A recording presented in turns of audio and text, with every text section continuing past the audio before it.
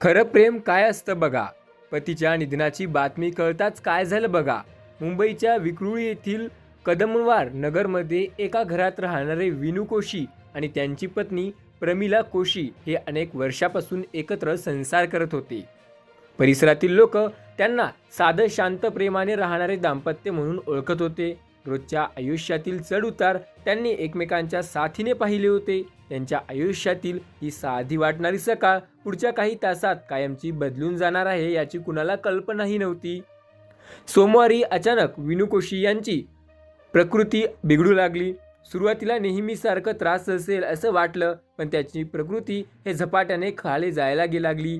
घरच्यांना कोणताही वेळ न जागवता त्यांनी त्यांना तात्काळ उपचारासाठी महात्मा ज्योतिबा फुले रुग्णालयात दाखल केलं. डॉक्टरांनी त्यांच्यावर उपचार सुरू केले. बाहेर कुटुंबीय आशेने वाट पाहत होतं. प्रत्येक मिनिट जणू तासासारखा वाटत होता. रुग्णालयाच्या त्या वातावरणात चिंता, भीती, प्रार्थना याशिवाय दुसरं काही नव्हतं. डॉक्टरांची धावपळ सुरू होती. प्रत्येकाला वाटत होतं की काही वेळात चांगली बातमी मिळेल, पण काही वेळानंतर डॉक्टर बाहेर आले आणि त्यांनी अशी बातमी दिली की ज्यामुळे सगळ्यांच्या पायाखालची जमीन सरकली. उपचार सुरू असतानाच विनू कोशी यांचं निधन झाल्याची डॉक्टरांनी सांगितलं. ही बातमी ऐकताच संपूर्ण कुटुंबावर दुःखाचं डोंगर कोसळलं. प्रत्येकजण शून्य झाला होता. दर्शनाने हा धक्का पचवायला हे समजत नव्हतं, पण अजून एक धक्का त्यांच्या कुटुंबाची वाट पाहत होता. तो धक्का इतका मोठा होता की त्याची काही मिनिटात संपूर्ण परिसरात एकच खळबळ उडाली. विनू कोशी यांच्या निधनाची बातमी त्यांच्या पत्नी प्रमिला यांच्यापर्यंत पोहोचली. आयुष्यभर ज्यासोबत सुख दुःख वाटलं ते व्यक्ती निधनाची बातमी त्यांच्या कानावर पडली. त्या क्षणी त्यांच्या मनाला काय बीतली असेल याची कल्पना करणंही कठीण आहे. आसपासचे लोक त्यांना सावरण्याचा प्रयत्न करत होते, पण नियतीने जणू आणखीन एक मोठा आघात राखून ठेवला होता. ही दुःखद बातमी ऐकल्यानंतर प्रमिला जोशी यांची प्रकृती अचानक बिघडली. त्यांना तीव्र हृदयविकाराचा झटका असल्याचं सांगितलं जात होतं. परिस्थिती लोकांना त्यांना मदत करण्याचा प्रयत्न केला. काही क्षणात त्यांच्या एका व्यक्तीच्या मृत्यूचं दुःख होतं आणि आता दुसऱ्या व्यक्तीची प्रकृती गंभीर झाली होती. वातावरण पूर्णपणे बदलून गेलं होतं. मात्र प्रयत्न करूनही प्रमिला यांना वाचवता आलं नाही.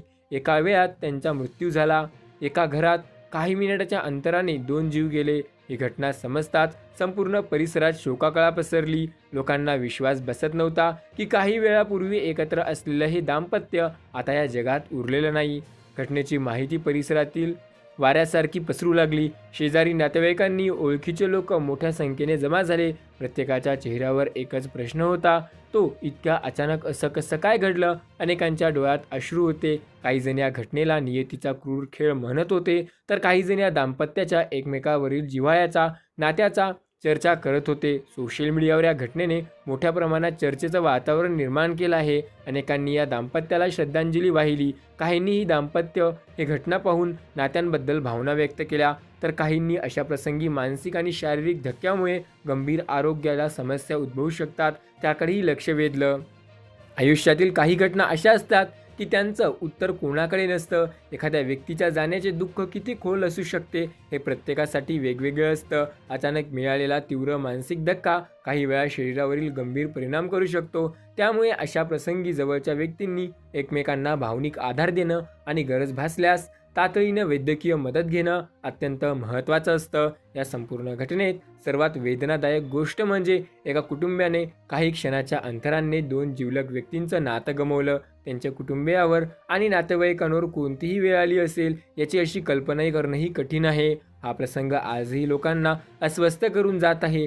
शेवटी उपलब्ध माहिती, विनू कोशी यांचा उपचारादरम्यान निधन झाले. त्यानंतर त्यांची निधनाची बातमी समजल्यानंतर पत्नी प्रमिला कोशी यांची तीव्र हृदयविकाराच्या झटक्याने त्यांचाही मृत्यू झाला.